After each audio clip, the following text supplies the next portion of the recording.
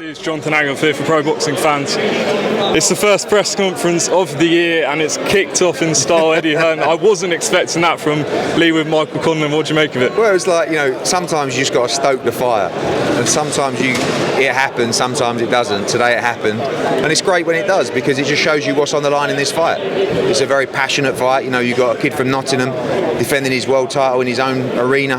You've got a kid from Belfast with massive support and dreams to become a world champion. You've got Adam Booth, who's not here today, but you've got Ben Davison and Jamie Conlan, the brother. You've got all the attributes of a brilliant fight, and you're going to see that March the 12th live on DAZN. There's just some mind games going on. There did seem a lot of respect. I just think it's there's respect, but I just think it's belief. Michael Conlan can be a little bit arrogant at times. That's not a bad thing, by the way. He just believes in himself, and sometimes he's outspoken. It ruffles people up the wrong way. They had a little dig at Ben Davison as well, but it's all good for the fight because it just adds to a wonderful occasion and atmosphere, and it also adds to what is a brilliant fight. That's what we got to remember about this fight. World Championship, and I believe the Super Championship will be on the line as well in this fight, but just a really, really good fight. That's why we won the purse bid for this fight. We wanted to stage it on DAZN, and you're going to get a cracker. Obviously home advantage for Leigh Wood, but are you expecting the contingent to be kind of even? Yeah, probably not even. I've seen Leigh Wood. We've got 9,000 in this arena. Leigh Wood's already ordered nearly 4,000 to sell himself.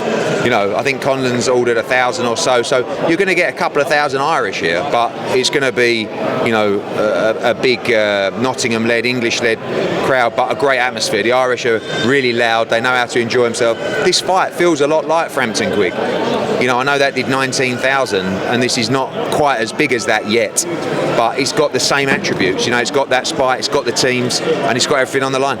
Obviously, mixed with Top Rank, so they'll decide what they do if they win the fight. But for you mentioned Josh Warrington, Kiko Martinez. Is that a natural fight for Leigh Wood if he wins this? Yeah, I think 2 weeks later after this fight, you've got Kiko Martinez against Josh Warrington. The winner of this fight faces the winner of that fight in a massive unification. As Leigh Wood said, he's not looking at that fight. He knows he wants to fight at the City Ground. I nearly did this fight at the City Ground. A bit cold in March, but that's what's available to him if he can win this fight. And Leigh Wood's been through it. Like Michael Conlan, I'm not saying Michael Conlan hasn't had it tough. Of course he has growing up. But in his pro career, he's had everything gifted to him on a plate. He's always had the advantage. He's always been in fights he should win. He's always handpicked the opponent, really. Doesn't mean he's no good, because he's very good. But now we find out about Michael Conlan. We see him coming here.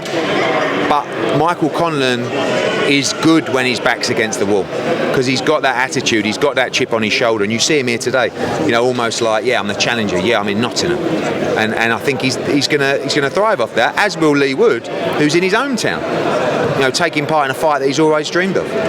Oh, we got more of that tomorrow in Belfast, March 12th. Tune in. Eddie, Fury-Whyte, obviously purse bid due on Friday. Do you expect to reach a deal by then or not? Probably not, and I probably don't expect the purse bid to go ahead either. I think there's a lot going on behind the scenes. Whether it's, you saw Bob Arum's comments this morning about, still those ongoing discussions about a step aside and all this kind of stuff, which does exist, but we all feel that the likely scenario is still Whyte against Fury and AJ against Usyk.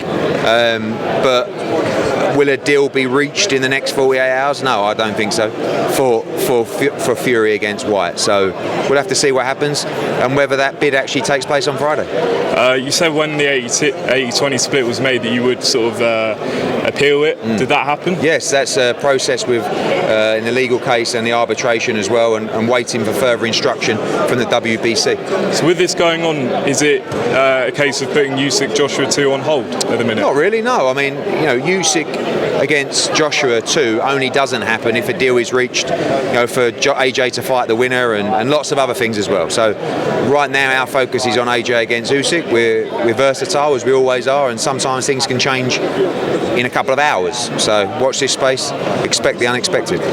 Taylor Serrano, seems like it's almost nearly, done. It's really close now, and it's such an iconic fight. April at Madison Square Garden. My new co-promoter Jake Paul, going to be a lot of fun, and I'm excited for that fight. When Katie Taylor walked into my office, 6 years ago, something like that, 7 years ago, 2000, something like that. We had a dream to take women's boxing to a level that no one thought possible. but you always need an iconic moment and an iconic fight, and this is it.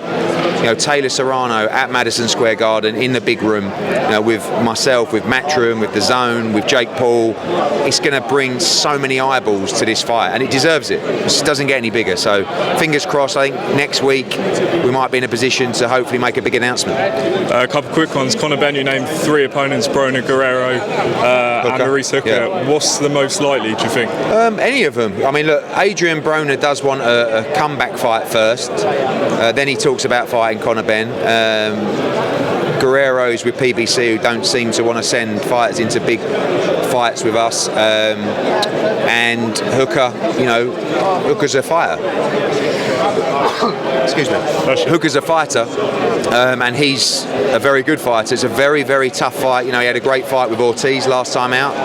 Got stopped with a hand injury. If he wants it, and the team want it, very happy to make that fight in London. And Callum Smith's #1 with the WBC. Yeah, I mean, look, you prefer Bivol or Joe Smith, but at the same time, Callum wants a shot at a world title. He's ready to challenge for a world title. He will fight in April for a world title or not for a world title, and you know, he needs to be in big fights. Any conversations with Canelo over the Bivol fight? Yeah, we've spoken to Eddie Reynoso about those fights. I think over the next couple of weeks he'll be sitting down looking at all his options and then decided which way to go. And just, you can answer this in one, 2 quick updates. Joshua Buatsi and Montana Love. What's the next? Joshua Buatsi, supposed to see him actually on Friday. Hand is good.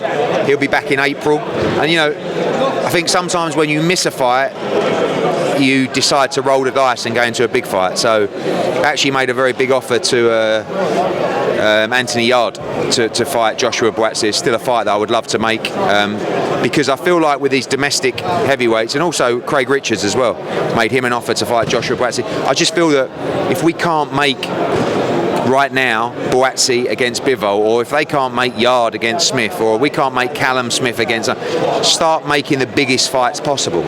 And you know, for a long time I've wanted to see Buatsi against Yarde, so we'll see what happens about that. But hopefully these guys get world title shots, but if they don't, they should be willing to take these kind of fights, and from our side they are. And Montana Love looks like return on the Taylor Serrano card at Madison Square Garden. Brilliant. Cheers, Eddie. All right. Thank you.